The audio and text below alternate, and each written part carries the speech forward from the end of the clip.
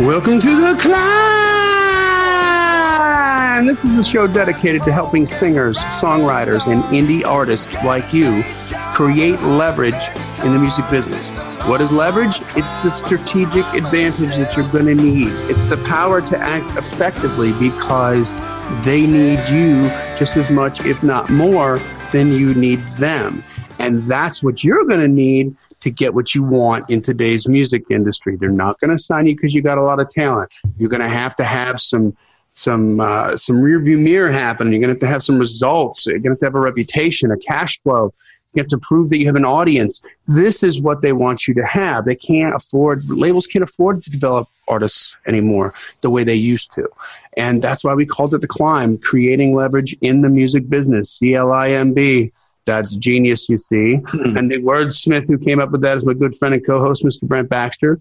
Brent is an award-winning hit songwriter with cuts by Alan Jackson, Randy Travis, Lady Antebellum, Joe Nichols, and more.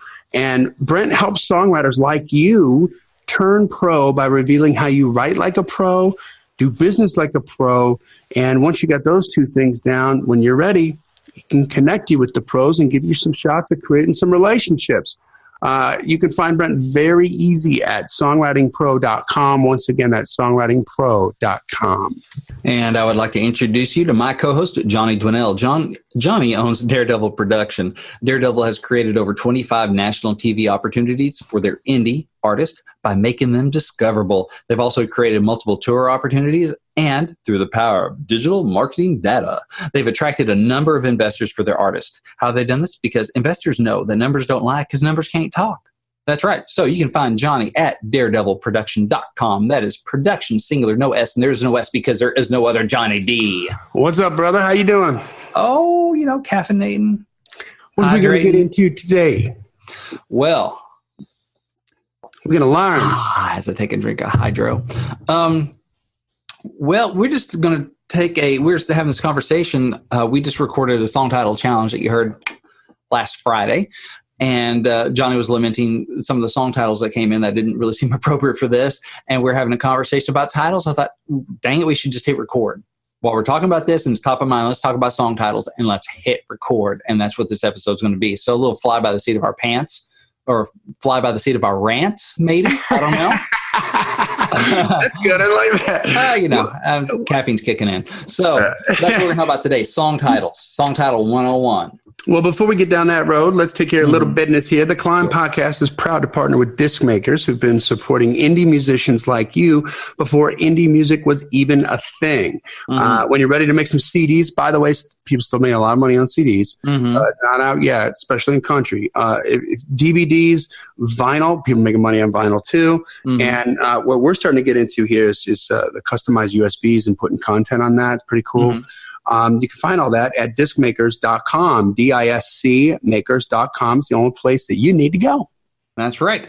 And when you're ready to, when you're there, click the Guides and Resources tab and download some of their excellent free guides. They revised and expanded their home studio handbook, which has a ton of great advice and information for newbies and studio vets. You can find them online at, again, www.discmakers.com, or give them a call at 800-468-9353. That is 800-468-9353.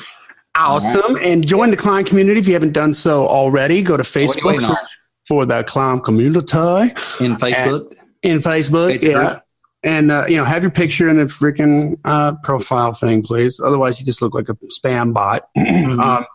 But we let everybody in, and there's, lots of people helping other people, lots of questions, good information, going back and forth, support. I think, somebody gets a little vulnerable, like feeling a little overwhelmed, and the community comes to bolster them up, which is great. Subscribe to the podcast. On whatever platform you're using, just make sure that you don't have to wait for the advertising. Every single episode comes right into your player and puts them in order, and then you can consume them as you wish. Take 30 seconds, leave a 5-star rating and review. That makes us look legit to other people. Lets them know we're legit. That's right. And then finally, share it. If put it on your social media. Tell friends about it. If there's an episode that you really like that's got good information that you think people can benefit from, This business, as we've talked about before, is a recommendation business, and that is a recommendation. Amen, brother. Listen to the C.L.I.M.B podcast. So, all right, let's get into it. Let's talk about song titles here and rant and roll.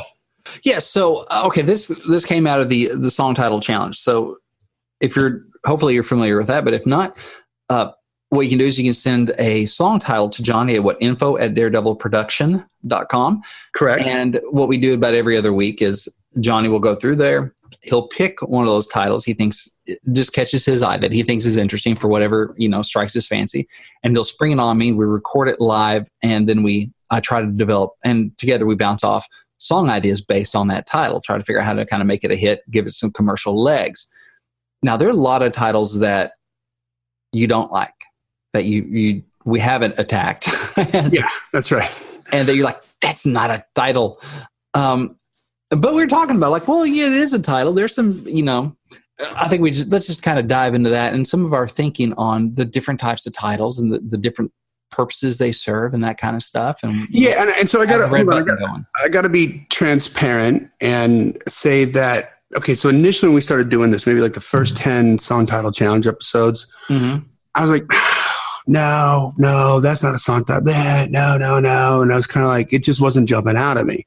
Yeah. And so we kind of went through like this massive amount of songs and got like the coolest sort of song titles that were really the most interesting, right?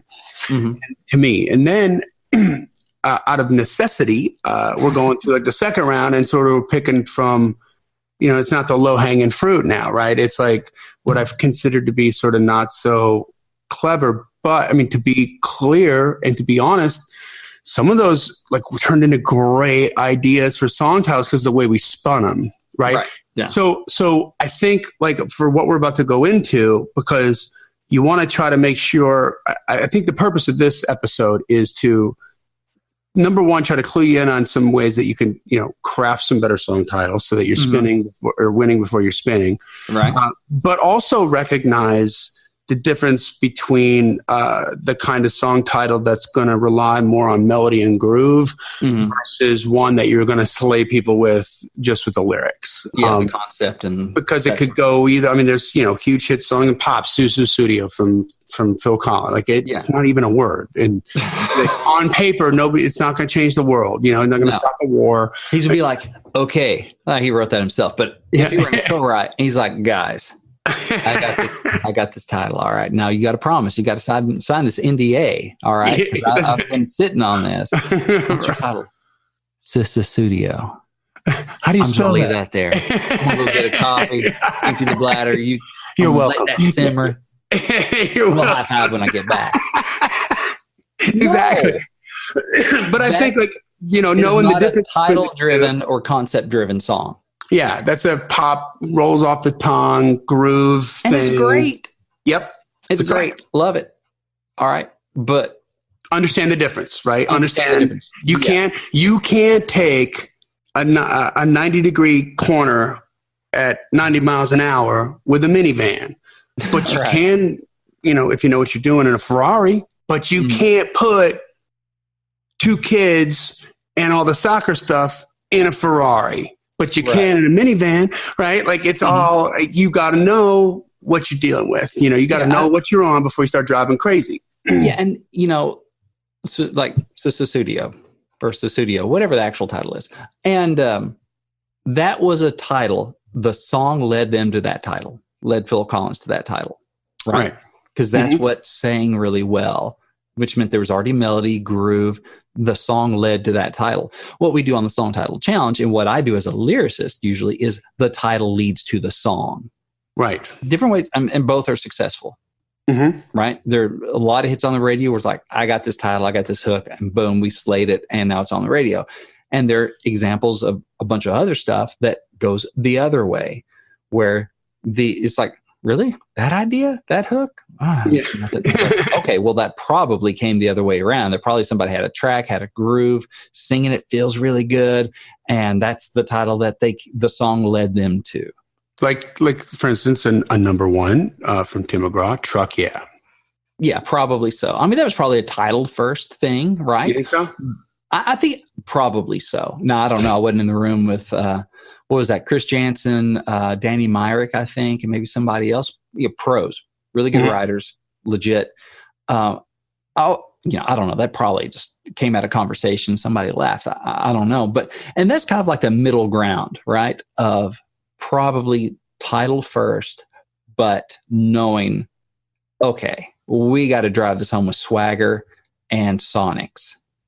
Because that's not going to be like a concept, like a house that built me. Like, right. Like, oh, that's amazing. Live like you were dying. That's not going to be like, oh man. The words aren't going to give you goosebumps. It's going to be a just get up and move, kind of like get up and move and groove, and this gives you something to yell. Yeah, and it's compelling, right? Truck yell. Okay, you may hate it, you may love it, but you heard it, and it's something funny to yell if you're at Tootsie's on Saturday night, right? Truck, yeah, exactly. It's a chant, it's a cheer. I like it, I love it, I want some more of it, right? So it's one of those things where. So I guess that's kind of a third thing. You have the song leads you to, and this is what feels good here, as a title. That's what we're calling it. And you have the titles that go, oh my gosh, let's lead into this song. And I'm getting the whole concept based on these words in the title. And then it's, okay, here's a title. It's going to look good on a koozie. It's going to look good on a bumper sticker. It'd be fun to chant. But we got to, all songs, you need to kill it sonically. Let's be honest about that. It's a very competitive market. So even the ones that are concept driven have to really sound good, right? Because they're going to beat out by a song that has both if you don't. But others are more like, this is live. This is a chant song. We're not trying to cure cancer here. We're just trying to have a good time. And so it's not so much about the concept as just slaying it. Right. So here's the first. Can I read off these lyrics like in Truck? Sure. Yeah. And we just kind of talk about so it says, got Lil Wayne pumping on my iPod, pumping on the subs in the back of my crew cab, redneck rocking like a rock star, sling a little mud off the back. We can do that. Friday night football, Saturday last call, Sunday hallelujah. If you like it up loud and you're hillbilly proud, then you know what I'm talking about. Let me hear you say truck. Yeah. I want to get it jacked up. Yeah, let's crank it on up. Yeah, with a little bit of luck, I can find me a girl with a truck. Yeah, we can love it on up. Yeah, till the sun comes up. Yeah. And if you think this life I love is a little too country, truck. Yeah. Okay. Not going to change the world. Not going to change the world. Change their pocketbooks. Change their world. Change their pocketbooks. Yeah. Yeah, it might change mine. Yeah. It may change your mood on a Friday night, and different songs have different purposes, and that's cool. There's room for all that. We don't need, as much as I love I Drive Your Truck or The House That Built Me, the world is bigger than just that. It needs more than just that. Yeah.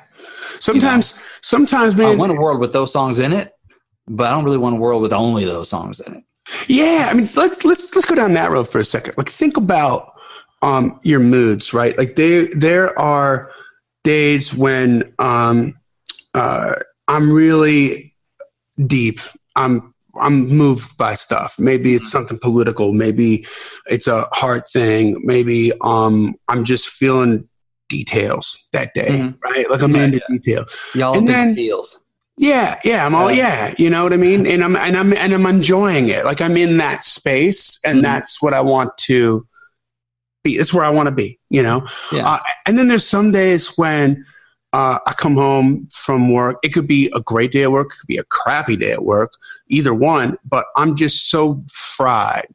We were talking you and I were talking off the air before this about that first day I was in the studio, the second go around here with the Lonely Highway Boys, and we did some heavy lifting on arrangements and stuff. And we worked that for hours, just figuring out which way the drum arrangement, the bass arrangement, the guitar arrangement, then the structure of the song. And you know what? At the end of the day, I was fried. I was fried. And those boys, they played the night before till 4:00. And, they were playing that night. I showed up at 10 a.m. So they were even more fried. But I came home. I didn't want to think. I didn't want to think. I didn't want to be deep. I just need to something, I put on something light on TV and sort of chilled out and watch it. I wasn't going down the rabbit hole on this thing or that thing or marketing. I wasn't pulling up the net of some documentary on Auschwitz. Yeah. I want to watch somebody pop a pimple or you know what I mean? Like, it's got to be easy, man. Like, do you do that, by the way? Like, that's fascinating to me. Not lately. I don't. There are so many channels, bro. So many paid. Like, these doctors just put it on TV, like cysts and pimples, and if I start, it's like heroin. Like, I can't stop. Like, 2 hours later, I'm like, wow. That's weird. Okay. Well, really there you go. I know. Sorry. This random fact on Johnny. Okay. There we go. Pimple popping daddy. All right. Wasn't that a swing name band? Of one of the channels. Wasn't that a swing band back in the Pimple Poppin' Daddies? No, that was Cherry Poppin' Daddies. Cherry Poppin' Daddies, yeah. I know, yeah. Anyway. Oh. But so like you said, the world needs both, right? You can't you can't enjoy the sun without the rain, and vice versa. So, but know like how to recognize what that is on the title. Yeah, and this is a little bit of a sidebar because we don't have notes for this. We're just jamming here. Some people that hate what's going on in current country music, and there have always been those people, or in pop music, whatever, and they'll pull up the lyric and be like, how dumb is this? I'm like, yeah, but it's not supposed to be read by itself. That's not its natural habitat. You pull a fish out of the water and you try to get to climb a tree, it looks like a moron, right? Not a stupid fish, though. Exactly. It's like it's not meant to do that. You throw a fish on the ground and go, it can't run. Look at him, he's just flopping around. He's probably dead in a minute. That's not what song lyrics are really for. Now, I love when my song lyrics can be, I try to write not all the stuff, because it's not all for that, but at times where you can pull my lyric out and read it, and it's going to be interesting on its own. And there are definitely artists that you could just entertain yourself and be moved just by the poetry and the word smithing, just in their lyrics, even without the melodies. And I love that. And that's something I want my lyrics to have some of that in there. But that's not their natural habitat. Their natural habitat is in the middle of rhythm and melody. And that's where it's supposed to live. And it doesn't make sense if you pull it out of that. And I think it's not giving those lyrics a fair shot. Now, there are some lyrics I just hate and I think aren't good and aren't quality, whatever. We all have our opinions on stuff. Yeah. You have to recognize like it's fitting in this rhythm and this melody and meter and the syncopation and all this stuff and sonically and that's where it's supposed to live. And if it's being successful doing that, that's serving its purpose. Yeah. And you know what? Like if we look at this in the context of even a single brand, like let's take Tim McGraw. He's got a little rain, a little sunshine within his brand. Oh, for sure. He's got Don't Take the Girl. He's got Live Like You Were Dying. And he's got Chuck. Yeah. And I want it. I like it. I love it. I want some more of it. Some stuff that's real fun and real cool and some stuff that makes you think. Yeah. And he's got a good balance going on. Yeah, he has a broad brand as far as that stuff goes. There you go.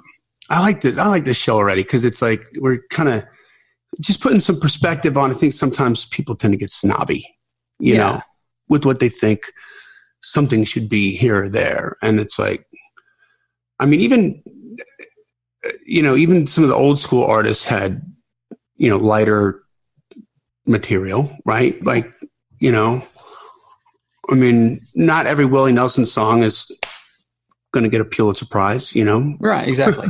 Yeah.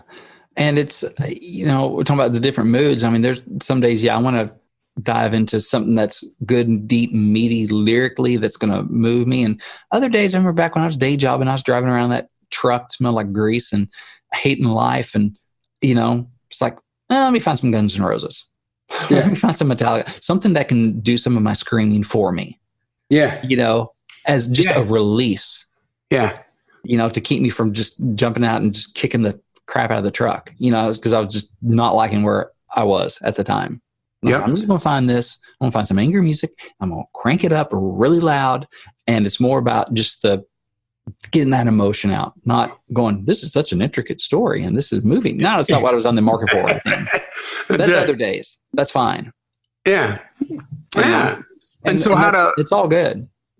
One of the things that kind of sparked us wanting to do this episode was we were talking in between episodes that we're recording, and I was mentioning that I read that book, The Art or the Craft of Lyric Writing by Sheila Davis. Mm-hmm. And I remember this is like, long time ago. And I remember all of a sudden I was like, oh, I'm a moron. Like I had like all these songs I was stuck on. Mm-hmm. Right. And the reason I was stuck was because, metaphorically speaking, I was trying to shove square pegs in a round hole, Mm-hmm. right? Because I was trying to make this, AABA. I was trying to write an AABA song Mm-hmm. that was a song, but was clearly a AAA song, right? Mm-hmm. Or an ABAB song was a AAA song. Like it was just this lyric with this tagline that just was really cool. And I'm trying to shove this chorus in there or this bridge in there. And all of a sudden, when I understood the structure of it, when I understood the animal I was dealing with, and that it was very clear, once I learned what it was very clear to me. I know what that is. All of a sudden, the song got finished. Yeah. Right. There was no resistance. It was like, oh, this just needs to go live over here, not over here. I'm trying to make it this, but it's really this over here. So I thought like, because we had some episodes before where we talked about like how to behave in a writing session and stuff, and don't be the guy that's offering resistance and stuff. Well, I think like part of being a pro is understanding like right off the bat with a certain song title, you know what, this is where we go with this. Like this isn't something you're going to fight for deep lyrics on. Right. This is keep it light and know what animal you're getting into. Kind of like if you're trying to squeeze lyrics out of somebody whose strength is melody, or if you're trying to write with Brent Baxter and you're like, hey, grab that guitar and sing, like come up with a melody, and they'll change their mind on that real quick. Yeah, like what? Like it's like that you can be pushing against something that doesn't need pressure because you're just doing it the wrong way. Right. In that respect. And so I think like understanding a song title of, when, again, this was birthed from certain song titles that were sent in that just, we couldn't, there's somewhere where I thought the song title was maybe boring or whatever, but then it was like brilliant. Like, okay, we could really spin this in it. But some of them are just straight up like, this is not a song title that would make sense that we're going to sell lyrically first in a show like that. Yeah, it's got to rock. Yeah, this has just got to have a pulse and some kind of, this is a music first thing. Yeah. And so those are, if you can kind of discern those as you're throwing those out in a writing session, if somebody says, okay, here's my title. I'm trying to think of a boring one or one that would be, if it is like, I don't know, beer and pizza. Yeah. You're like, okay, here's the concept. Yeah. Oh, that's cool. Okay. No, it's probably more like, okay, as the lyricist, I'm like, all right, well, if you really want to write that, your first job is to come up with a killer groove and a way that hook lands where it sounds great, where it doesn't really matter what I say a whole lot. Okay, go. Yeah, that's right. I'm gonna bounce it right back to you and go, we're just gonna do some cool rhymes. There. And some cool stuff that sounds like. Yeah, okay. And so I try not to bring those up in sessions because I have some titles that I look at, and the way they look at now for me is just like, okay, it's a cool title, but it's got to be a total groove thing. And I don't really know if I want to force that. Yeah, because then you just go in the room just going, okay, now go be brilliant. Just come up with this great groove. More like, wait for the day where there's a great groove in the room and go, oh, I got a title for that. Yeah. Okay. So on that note, this made me think of that. Like we talked about this a little bit before. Again, like how to cast your session or what to bring to the cast that you have, right? But that kind of thing. So maybe you work with a guy or a girl, a songwriter that's that just really always is coming up with the cool grooves, right? And so save that, like to your point, save that title for that. Don't bring it into this group over here, people where you're going a little deeper on stuff typically. Yeah. And because we talked about the way certain people write, like it would be annoying to you if you throw out a lyric and then this other person that you're writing with is just slaving over the lyric and again and again and again. But that's just their process. That's just the way they work. And if you're taking it personally, then it could cause friction. Same thing with that song title, right? Like bring the right song title, the right people. And I think, was it like just a couple episodes ago, you were talking about joking on a song title that wasn't the right song title for this group. And they're like, oh, yeah, that's great. Let's write it. Like, oh, I didn't mean that. Yeah. Trying to be funny boy. And you got yourself in a bind. Yeah. My foot in my mouth. So I think, so let's talk about song titles. I think there's some different categories. And as an unknown climbing writer, right? Most of y'all are, right? You're not already pros yet, where it's you. what's going to make them want to listen to that song? What's going to put you in a different stack? Because all these A&R people and publishers and people like me, even that are just other writers, but people maybe you want to connect with as a co-writer. Like, hey, listen to my song. I get lots of comments. Listen to my song. Can you check out my song? I'm like, no, I don't really have time. But how do you get those people to want to listen to your stuff versus everybody else's? Someone's got to get their attention. It may be the name, not the name of the song, but the name of the writer. So maybe there's a hit writer on there, or that you built enough personal relationship with them that since your name's on it, they're more likely to listen to yours than some strangers. Yep. Or the title of the song. Yeah. And when you're starting out, you can't count on those first two things. So what's going to do the heavy lifting is the title of your song. Yeah.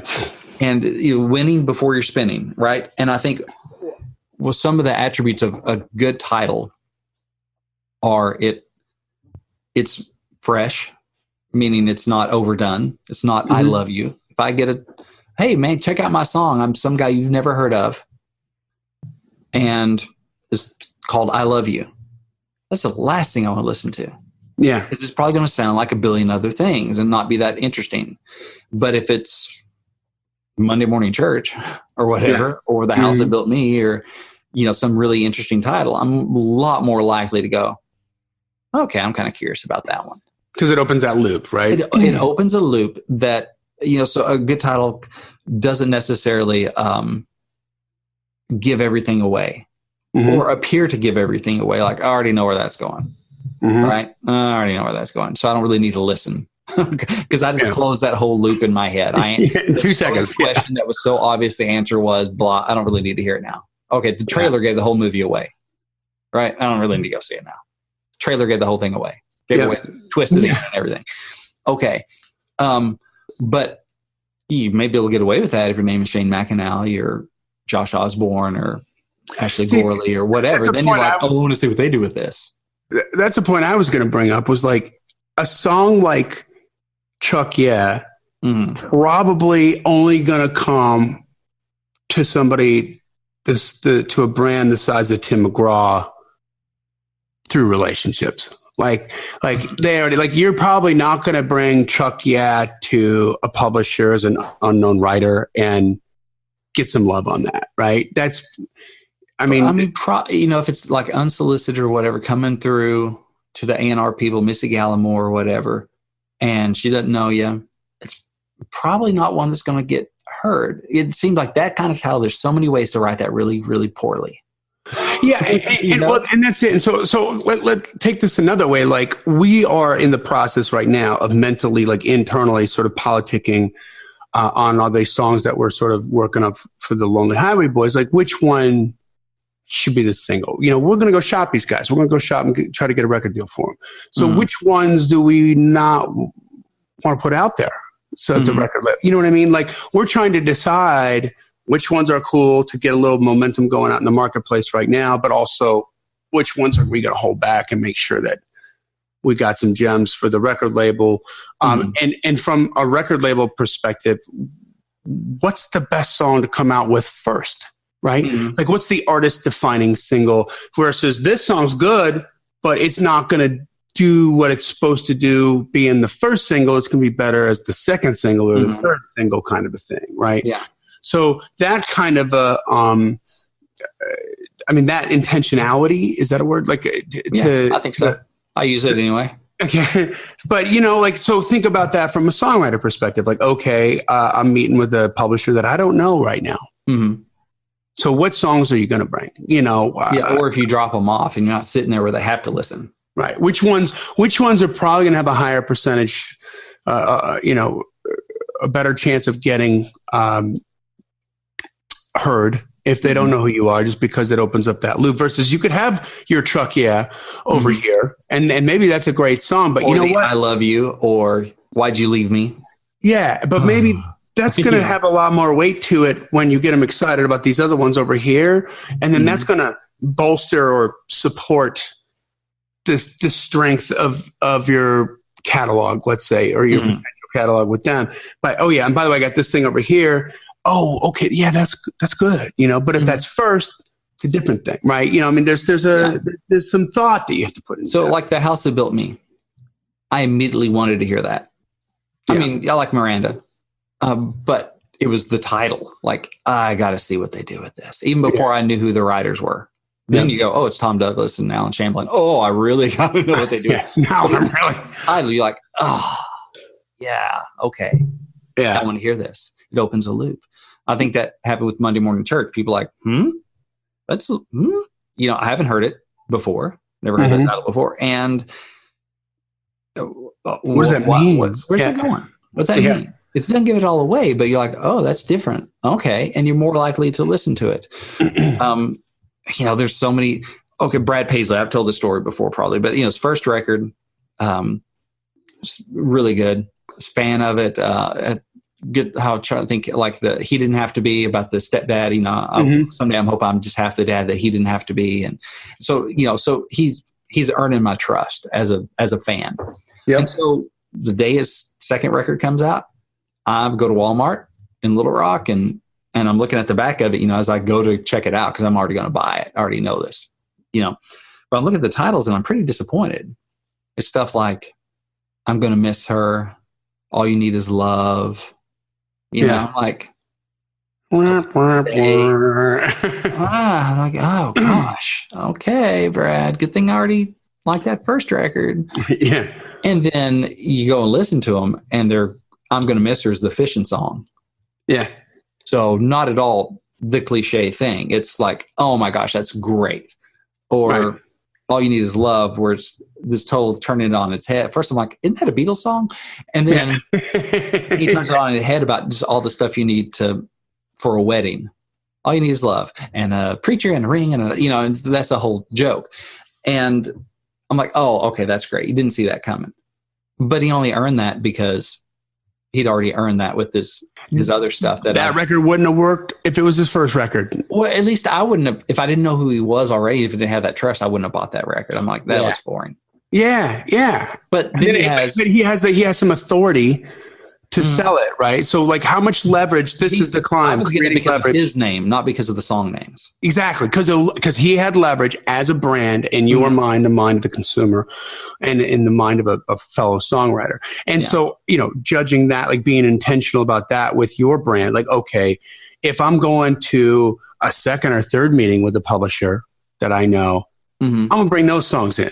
Those are good songs. And that's going to they're going to listen to those and it's going to be colored differently in their brain than if I led with those. Right. Yeah. Cause they're already expecting to like it if they like my other stuff. Yeah. Cause they call me back. Even if it's not the title, it's my name now that's starting to carry. And just like to your point with the Brad Paisley record, the second one, you were expecting to like it. And then you were at first disappointed just because you're looking at the title, because the titles weren't blowing your mind like they were on the first record. But then it was clever and you were like, yes, okay, you got it. But you gave it a chance because of his name. You knew who he was. Yeah.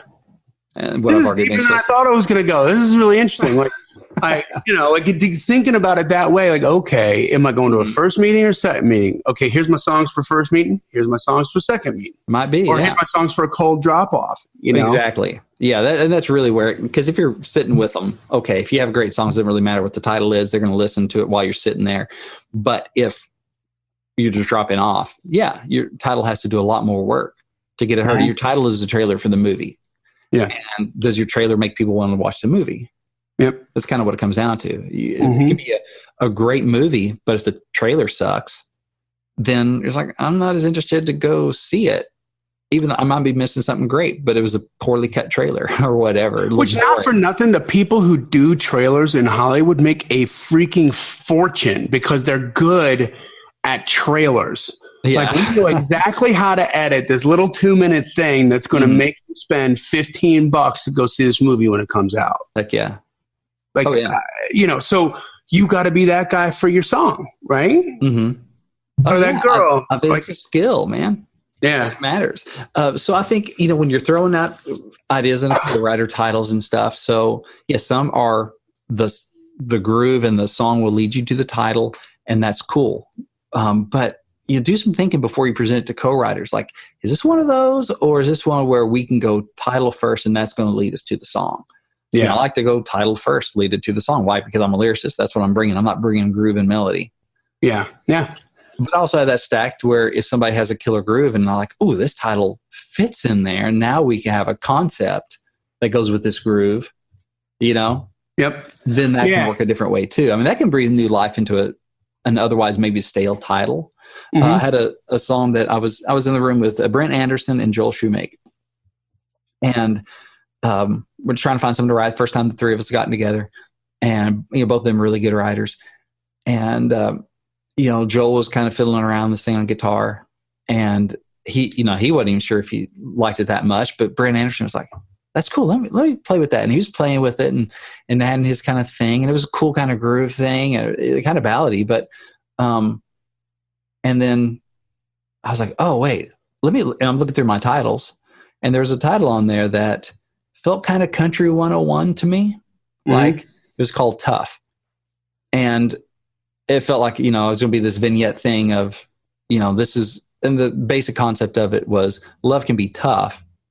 Good thing our love is tough enough, basically. Right. Okay. You know, playing off the two kinds of tough. It's tough enough to take it. That's good because love is tough. And I thought it was going to be like a 3-act play kind of thing. And I just wasn't, the reason I hadn't ever thrown it out in a co-write. I just wasn't sure. It felt kind of old school. But then he started playing this groove that felt much more like current or progressive kind of pop kind of and then I was like, oh, if you set this diamond in the rough in that setting, it gave it a completely different vibe. We wrote it a different way. It's one of my favorite songs, and Lone Star cut it at one point, and so ended up being a cool song. Yeah.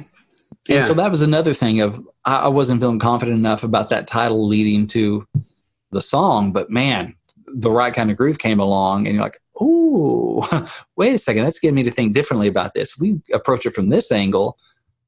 See, that totally brings us full circle here to wrap this up, because that would have been a title that would have been that's not a song title. You know, like tough. Tough. Okay. Yeah. Next, like I would have just been tough. I'm tough. Life's tough. Going through that would have been like a second like tier thing where I would have brought it to you because we didn't have anything else, and then you'd have been like, well, and you would have spit out that line, you know. And now all of a sudden, okay, now we're going somewhere, but then but the groove all of a sudden makes a difference in creating a really killer song that gets a cut. You know, because I wasn't even super excited about that until Anderson started playing that and Joel started playing that. And then we're like, oh, okay. And this kind of vibe, it has a different set of clothes on it. Yeah. Yeah. All of a sudden now it's a little different. Yeah. Yeah. Now it's got the flat brim hat on instead of the old school cowboy hat. Oh, okay. That makes you thought, you know? Yeah. The fedora. Fedora, yes. And a bullwhip. So the big thing about titles is they do matter. Especially, you know, if you're unknown, it's great if you can get that title that opens that loop that makes people want to hear it, that makes people go, what's that about? Then you have their attention to stand out from the crowd. And so that's really important.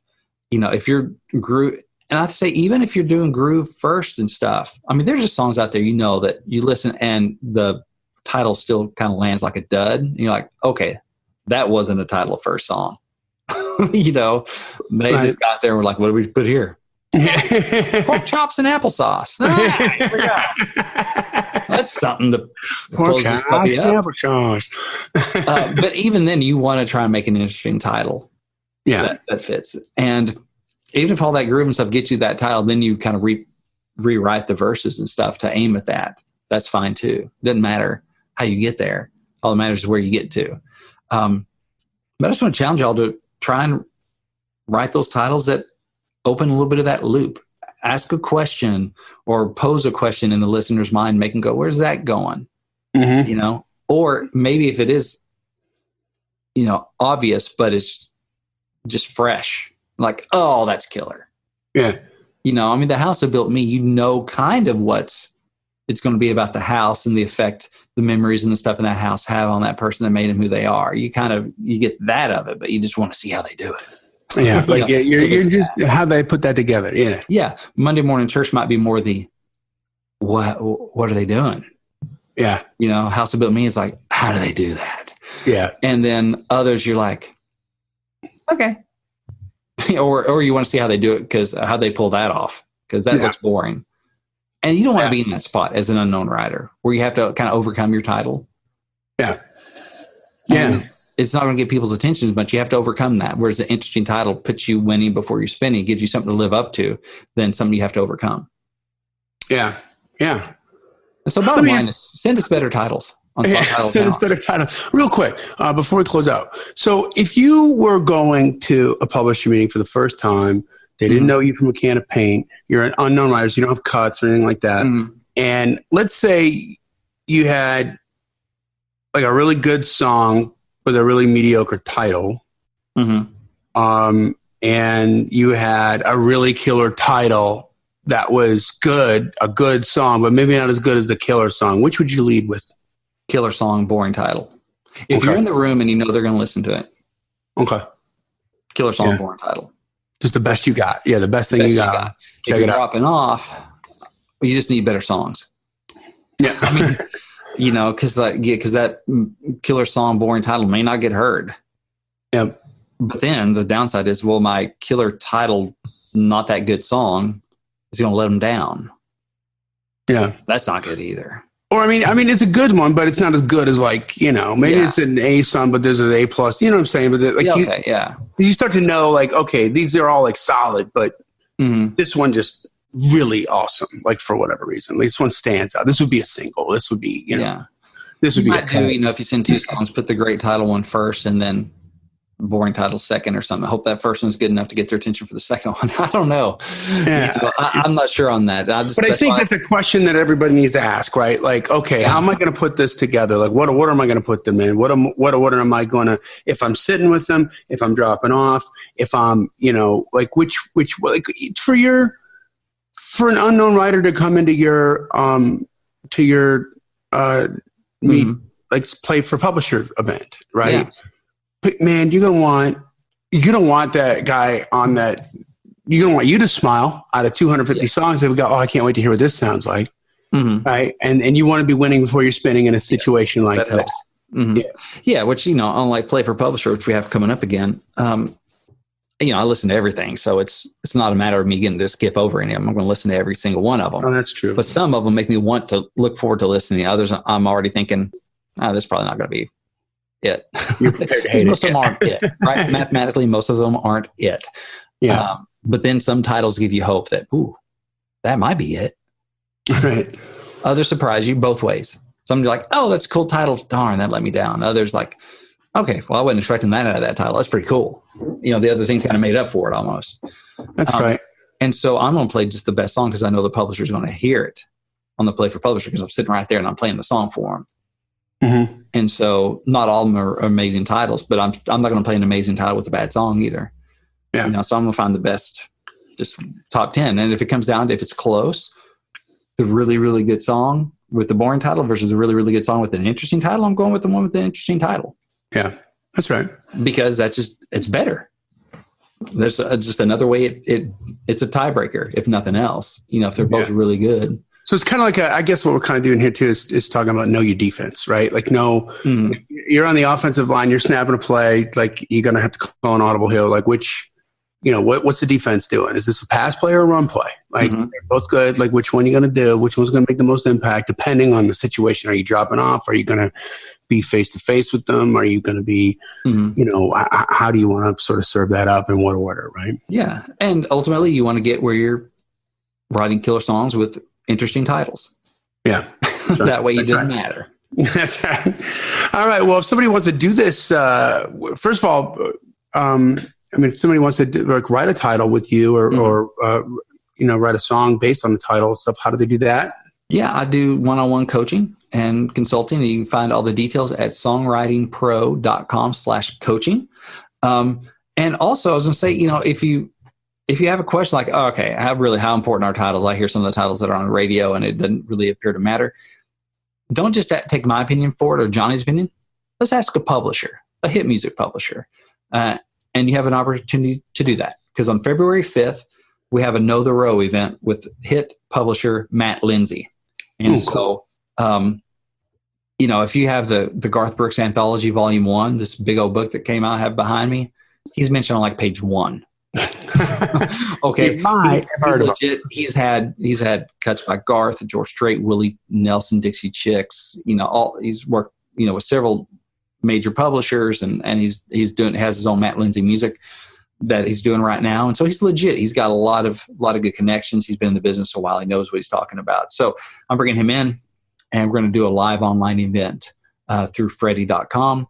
And so a Zoom video conference, so you can get face-to-face with him.